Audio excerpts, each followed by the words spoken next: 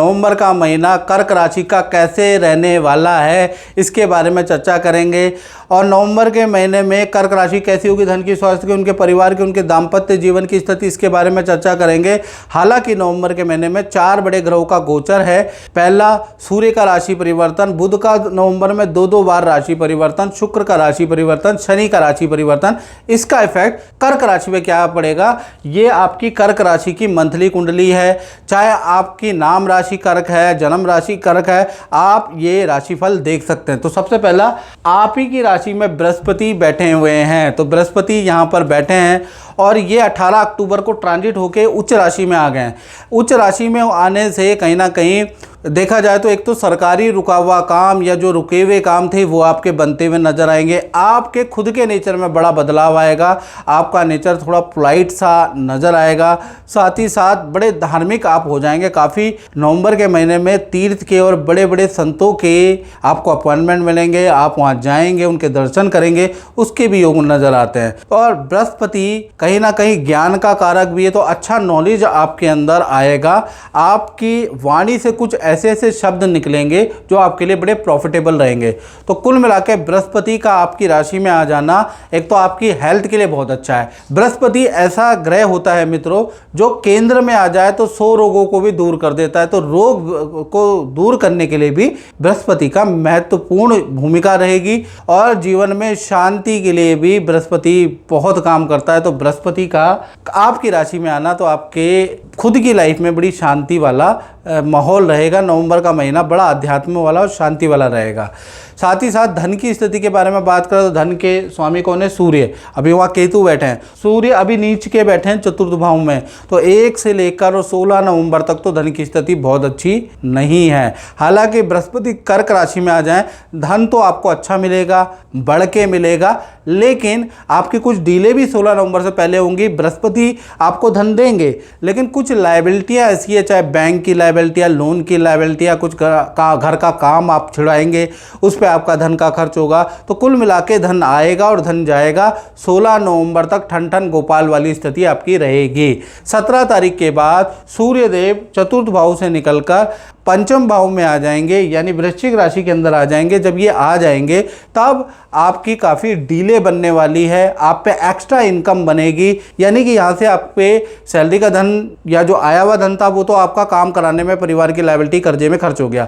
अब आपको पूरा महीना चलाने के लिए जो धन मिलेगा वो 16 तारीख के बाद कोई ऐसी डील, कोई ऐसी इनकम आपको प्राप्त होगी, कोई ऐसा सोर्स आपको सूर्य पंचम में बैठने से आपको मिलेगा जिससे कि आपका पूरा महीना अच्छा जाएगा। तो कुल मिला के आपका पूरा महीना काफ़ी अच्छा जाने वाला है, याद रखिएगा। हाँ, लायबिलिटियाँ भी रहेंगी, उसको भी चुकाएंगे।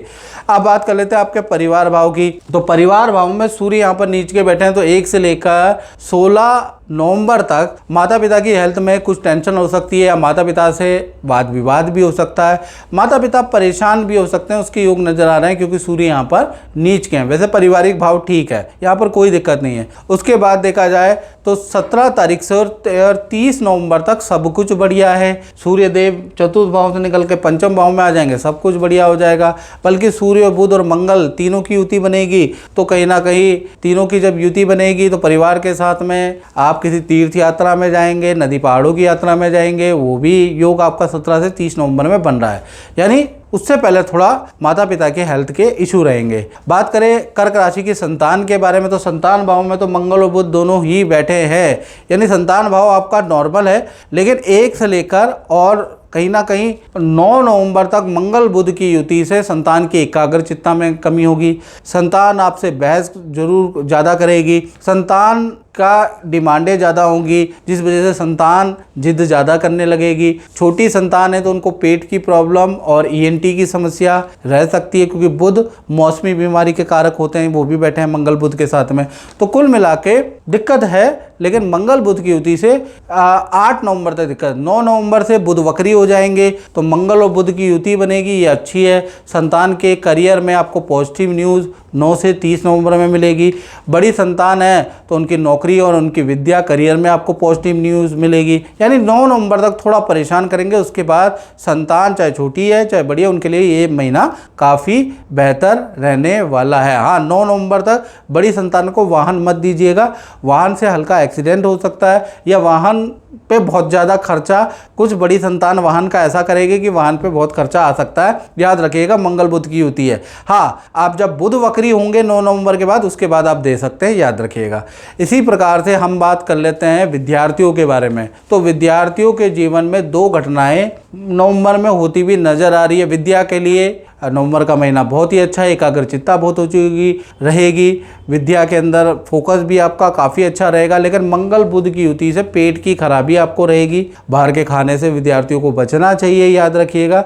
दूसरा, मंगल और बुध की युति के कारण, ये जो मंगल और बुध की जो युति बनी है, अगर आप वाहन चलाते हैं तो वाहन में सावधानी रखें, क्योंकि वाहन का चालान आपका कट सकता है या वाहन से कुछ परेशानी हो सकती है, तो वो थोड़ा सा चल रहा है। लेकिन मंगल और बुध की युति वैसे आपके लिए अच्छी है, विद्या में अच्छा एकाग्रचित्ता रहेगी, वह विद्या के लिए अच्छा है, आपके क्रियाकलाप के लिए अच्छा है। लेकिन आपको बाहर के खाने में ध्यान देना पड़ेगा, बाहर का भोजन सोच समझ के कीजिएगा। वैसे विद्यार्थियों के लिए ये जो है वो ठीक है। अब बात कर लेते हैं कर्क राशि के उनके बारे में जो नौकरी करते हैं। तो नौकरी भाव यानी छठे भाव के स्वामी बृहस्पति है, कर्क राशि में बैठे हैं आपकी राशि में। भाई पद प्रमोशन के आपके नए नौकरी का ऑफर नवंबर में मिलेगा। नवंबर में ऐसा मैनेजमेंट में बदलाव होगा जिसका इफेक्ट आप पे मिलेगा। यानी कर्क राशि वालों के विजय का महीना नवंबर का महीना है। नवंबर का महीना आपको कुछ ना कुछ देने वाला है, पद देने वाला है, धन देने वाला है, पोजीशन देने वाला है, या आपको बहुत कंफर्टेबल नौकरी में करने वाला है, उसका योग है। यानी नवंबर का महीना बहुत ही अच्छा नौकरी के लिए रहने वाला है या फिर सेल देने वाला है। तो कुल मिला के कुछ ना कुछ देंगे। इसी प्रकार से कर्क राशि के दाम्पत्य जीवन के बारे में बात करें, चाहे पति पत्नी हो, प्रेमी प्रेमिका हो, चंद्र राहु की युति आपके पार्टनर का अजीब सा स्वभाव कर देगी। चाहे पति पत्नी हो या प्रेमी प्रेमिका हो, आपका पार्टनर कभी तो आपसे मजाक करेगा, कभी आप पे बिलीव करेगा नवंबर में, और कभी आप पे बहुत शक करेगा और आपको कटु वचन बोलेगा। आप समझ नहीं पाएंगे मेरे पार्टनर के साथ में हो क्या गया है। कभी तो बिल्कुल रिलेशन तोड़ देगा, आपसे रूठ जाएगा, कभी बिल्कुल ऐसा करेगा जैसे कुछ नहीं हुआ।